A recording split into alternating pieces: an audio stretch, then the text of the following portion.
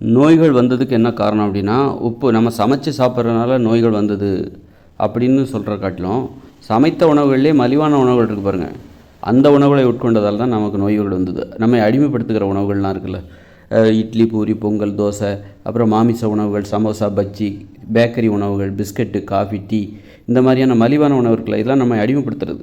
இந்த உணவுகளை சாப்பிட்டனால தான் நமக்கு நோய்கள் வந்தது. அப்புறம் அதாவது உணவுனா நமக்கு சாப்பிட்றதுக்கு கஷ்டமாக இருக்கணும்.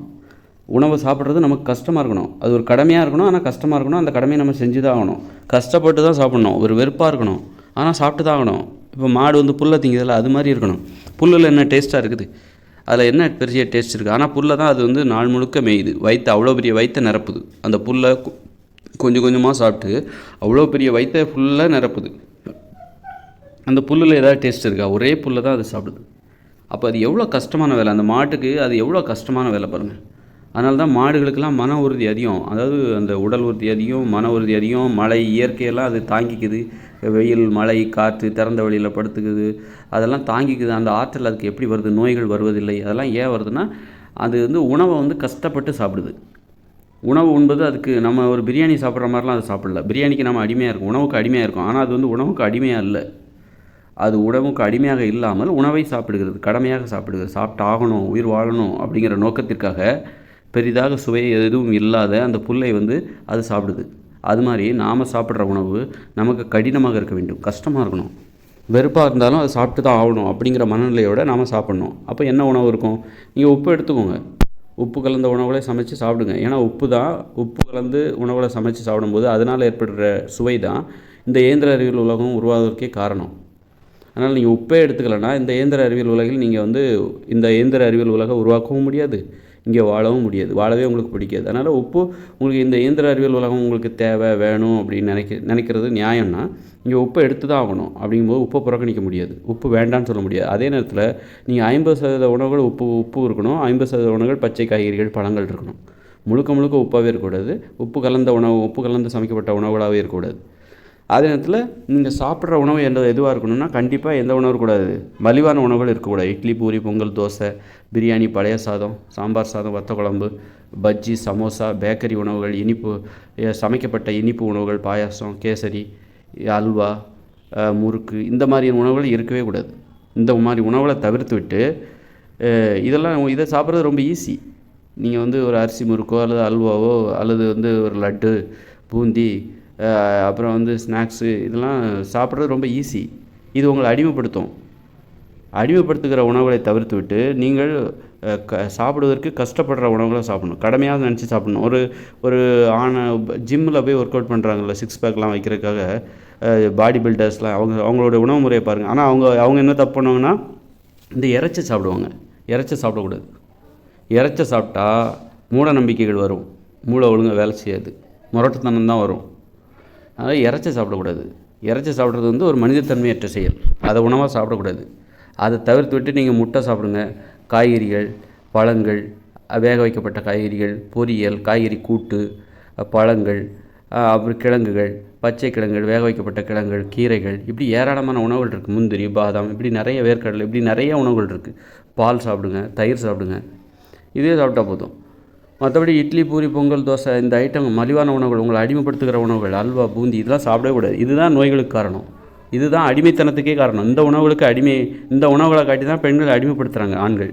இந்த உணவுகளை காட்டி தான் ஆண்களுக்கு பெண்கள் அடிமையாகிறாங்க. நீங்கள் வேலைக்கே போக வேண்டாம், வீட்டிலே இருங்க, உங்களுக்கு வந்து இட்லி, பூரி, பொங்கல் நான் தர்றேன், நீங்கள் சாப்பிடுங்க அப்படின்னு சொல்லிட்டு ஆண்கள் இந்த மலிவான உணவுகளை காட்டி தான் பெண்களை அடிமைப்படுத்துகிறாங்க. பெண்கள் என்ன பண்ணுறாங்க, அதே உணவை காட்டி தான் ஆண்களே அடிமைப்படுத்துகிறாங்க. இட்லி, பூரி, பொங்கல்லாம் உங்களுக்கு சமைச்சு தரேன், சம்பளமே இல்லாமல் நான் உங்களுக்கு சமைச்சு தரேன், 3 வேளையும் காஃபி, பெட் காஃபி, எல்லாத்தையும் நான் இந்த மாதிரி உணவுகள் எல்லாமே அடிமைப்படுத்துவதற்காகவே கண்டுபிடிக்கப்பட்டது.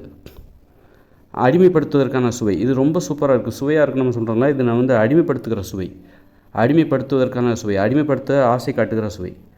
இது வந்து ஒருத்தர் ஆசை காட்டி அடிமைப்படுத்துகிற சுவை. இதனால தான் நோய் ஏற்பட்டது, மூட நம்பிக்கைகள் ஏற்பட்டது, அப்புறம் குற்றங்கள் ஏற்பட்டதுக்கு இதான் காரணம். ஏன்னா அடிமைத்தனமே ஒரு குற்றம், பெண்களை அடிமைப்படுத்துறது ஒரு குற்றம், அது மாதிரி அடிமையாக இருக்கிறது ஒரு குற்றம், ஆண்களை அடிமைப்படுத்துகிறது ஒரு குற்றம் பெண்களுக்கு.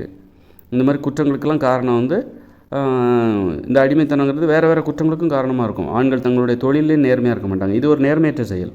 இது ஒரு நேர்மையற்ற வாழ்க்கை முறை. இந்த உணவுகளை சாப்பிட்றதே நேர்மையற்ற ஒரு செயல் தான். இட்லி, பூரி, பொங்கல், தோசை சாப்பிட்றாங்களா, இதுவே ஒரு நேர்மையற்ற செயல். ஏன்னா நம்ம உடலுக்கு நாமே நோயை உருவாக்கிக்கிறோம். அப்படின்னா அது ஒரு நேர்மையற்ற செயல் தானே. உடல் பருமனால் அவஸ்தைப்படுறாங்க, அப்போ இது ஒரு நேர்மையற்ற செயல் தானே. நமது உடலுக்கே நாம் நம்ம என்ன பண்ணுறோம், நோய்களை ஏற்படுத்துவதற்கான வேலையை செய்கிறோம். அப்படின்னா அது ஒரு குற்றம் தானே. நம்முடைய உடலை அழிப்பதற்கு நாமே வேலை பார்க்குறோம்.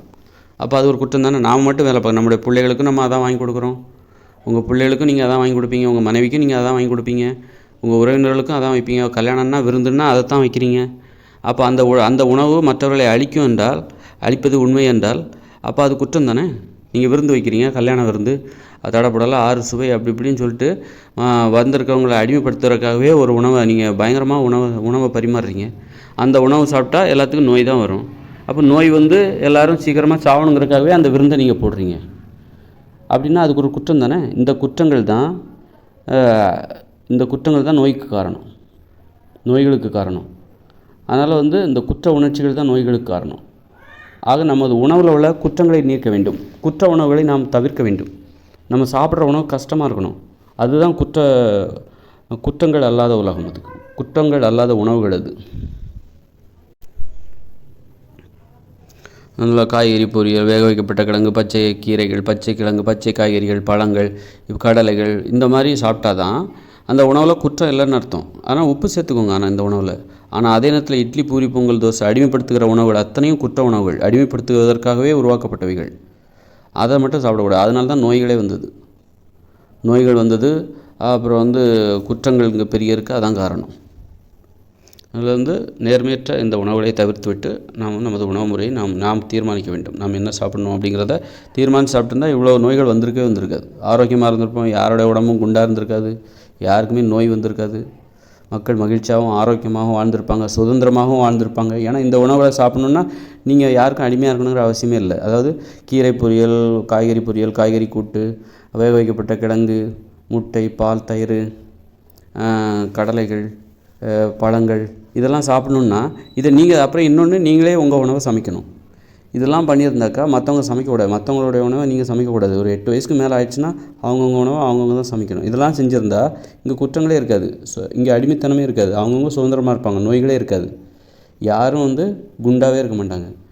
எல்லாமே உடலுக்கேற்ற எடையோடு தான் இருப்பாங்க. இங்கே என்னென்னா இட்லி, பூரி இது மாதிரியான உணவுகளுக்கு அடிமையாக இருக்காங்க. அப்புறம் மற்றவங்க சமைச்சு கொடுக்குறாங்க பாருங்கள். அந்த மாதிரி யாரும் பெரும்பாலும் நிறைய பேர் அவங்க உணவை அவங்களே சமைக்கிறதே கிடையாது. மற்றவங்க சமைச்சு கொடுக்குற உணவை தான் நிறைய பேர் சாப்பிட்டுட்ருக்காங்க. ஒவ்வொரு வீட்லேயும் ஒரு வீட்டில் 6 பேர் இருக்காங்க அப்படின்னா 5 பேர் இருக்காங்க, 4 பேர் இருக்காங்கன்னா அதில் ஒருத்தர் தான் இவங்க எல்லாத்துக்கும் தேவையான உணவை சமைப்பாங்க. இந்த மாதிரி ஒரு நடைமுறை தான் இந்த நோய்களுக்கு காரணம், அடிமைத்தனத்துக்கு காரணம், மூட நம்பிக்கைகளுக்கு காரணம், தனி உடைமை நடைமுறைக்கு காரணம். பொது உடைமை நடைமுறை என்பது ஒரு பகுத்தறிவுன்னு வச்சுக்கோங்க. தனி உடைமை நடைமுறை என்பது ஒரு மூட நம்பிக்கை.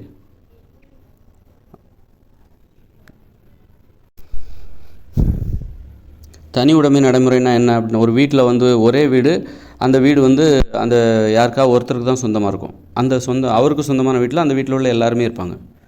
அவங்க மனைவி, பிள்ளைகள் எல்லாருமே ஒரு அப்பாவுக்கு சொந்தமான வீட்டில் அந்த அம்மா இருப்பாங்க, அப்புறம் பிள்ளைகள் இருப்பாங்க. யாரோட ஒருத்தர் பேரில் தான் அவர் தான் ஓனராக இருப்பார். ஆனால் ஒவ்வொருத்தருக்கும் ஒவ்வொரு வீடு வேணும். ஒவ்வொருத்தரும் அவங்கவுங்க வீட்டுக்கு அவங்கவுங்க தான் ஓனராக இருக்கணும், உரிமையாளராக இருக்க வேண்டும். ஏன்னா நீங்கள் ஒரு வீட்டில் இருக்கீங்க, அந்த வீட்டுக்கு யார் உரிமையாளரோ அவருடைய ஆதிக்கம் தான் அங்கே அதிகமாக இருக்கும். மற்றவங்க அவருக்கு பணிஞ்சு போயிட்டே இருப்பாங்க, பயந்து நடந்துக்கிட்டே இருப்பாங்க. மற்றவங்கள அவர் அந்த ஆதிக்கத்தை செலுத்திக்கிட்டே இருப்பார். அது ஒரு வீடு அந்த வீட்டில் இருக்கிற ஒரு அம்மாவுக்கு சொந்தம்னு வச்சுக்கோங்க. மற்றவங்க எல்லோரும் அப்பாவுக்கு அந்த வீடு சொந்தமாக இல்லை அப்படின்னா பிள்ளைகள், அப்பா எல்லோரும் அந்த அம்மாவுக்கு பயப்படணும். அந்த அம்மாவோட ஆதிக்கம் அங்கே அதிகமாக இருக்கும். அதனால் வீடுங்கிறது ஒவ்வொருத்தருக்கும் சொந்தமாக இருக்கணும். ஒவ்வொருத்தருக்கும் தனித்தனி வீடு கொடுக்கும்போது, 8 வயசுக்கு மேலே உள்ள ஒவ்வொருத்தருக்கும் தனித்தனி வீடு கொடுக்கும்போது அந்த வீடு ஒவ்வொருத்தருக்கும் சொந்தமாக இருக்கணும். அரசாங்கமே அந்த வீட்டை கொடுக்கணும். அது அரசாங்கத்திற்கு சொந்தமானது. அப்போ அரசாங்கத்தின் மீது தான் நமக்கு பயம் வரணும். இந்த மாதிரி நடைமுறை இருக்குல்ல. இப்போ இதுதான் தனி உடைமை அப்படிங்கிறது.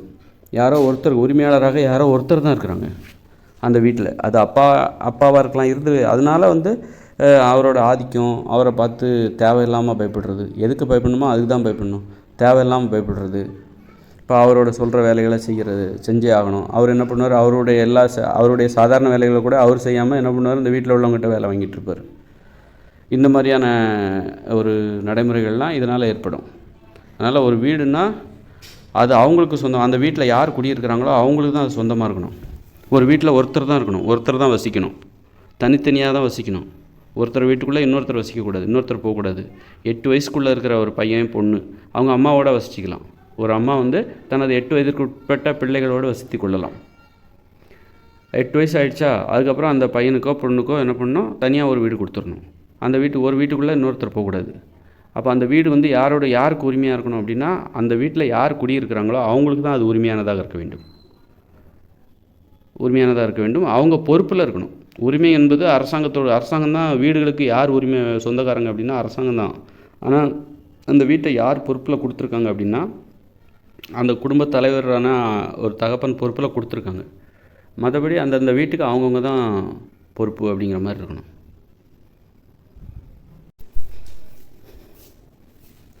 8 வயசுக்கு மேலே உள்ள ஒவ்வொருத்தருக்கும் அரசாங்கம் ஒரு வீடு கொடுக்குது. அந்த வீடு அந்த வீட்டில் குடியிருப்பவர்களுக்கு சொந்தம் அப்படின்னு அந்த அரசாங்கம் சொல்லிடுது. மாத வாடகை ஒரு 1000 ரூபா கொடுத்துடணும் அரசாங்கத்துக்கு. ஏன்னா அப்போ தானே புதுசாக நிறைய வீடு கட்டணும்ல, அதுக்கு அரசாங்கத்துக்கு பணம் தேவை தானே. அந்த மாதிரி இப்போ தமிழ்நாட்டில் 8 கோடி பேர் இருக்காங்கன்னா 8 கோடி வீடுகள் 8 வயசுக்கு மேலே உள்ள அனைவருக்கும் ஒரு வீடு கொடுக்கப்பட வேண்டும் அப்படிங்கிற மாதிரி. அப்போ எத்தனை ஒரு 6 கோடி பேர் 8 வயசுக்கு மேலே இருப்பாங்களா, அல்லது 7 கோடி பேர் இருப்பாங்க. அப்போ ஒவ்வொருத்தருக்கும் ஒரு வீடு கண்டிப்பாக கொடுக்கப்பட வேண்டும். அதற்கு அரசாங்கத்துக்கு பணம் தேவை. அந்த பணம் எங்கேருந்து வரும், அந்த ஒவ்வொருத்தருக்கும் கொடுக்கப்படுகிற வீடுலேருந்து 1000 ரூபா வாடகை அரசாங்கத்துக்கு போகுது. அந்த வீடு அந்த வீட்டுக்கு யார் உரிமையாளர்னால் அது அரசாங்கத்திற்கு சொந்தமானதாக இருந்தாலும் தற்சமயத்துக்கு அந்த வீட்டில் யார் குடியிருக்கிறாங்களோ அவங்க தான் அந்த வீட்டோட உரிமையாளர்.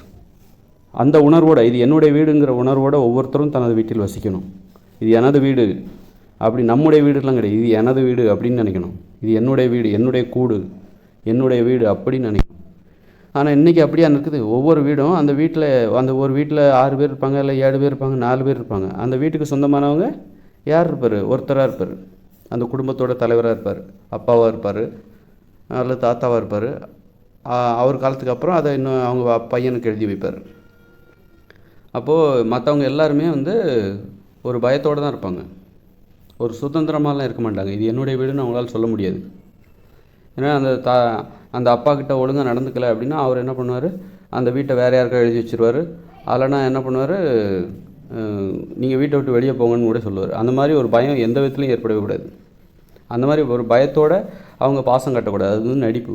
இந்த மாதிரி நம்மளை வெளியே போக சொல்லிடுவாங்களோ அப்படின்னு பயந்துகிட்டே அவங்க அன்பாக இருக்கிற மாதிரி நடிப்பாங்க. பிள்ளைகளாக இருந்தாலும் இந்த மாதிரியான ஒரு பயம்லாம் வராமல் ஒரு அன்பு செலுத்தணும் அப்பா மேலே, அந்த வீட்டோட உரிமையாளரான இது மேலே. அப்படின்னா அந்த வீடு ஒவ்வொருத்தருக்கும் தனித்தனி வீடு கொடுக்கும்போது அந்த வீட்டின் உரிமையாளராக அந்தந்த வீட்டில் யாரெல்லாம் வசிக்கிறாங்களோ அவங்க உணரணும், இது என்னுடைய வீடு அப்படின்னு உணரணும். இது ஒரு முக்கியமான நடைமுறை.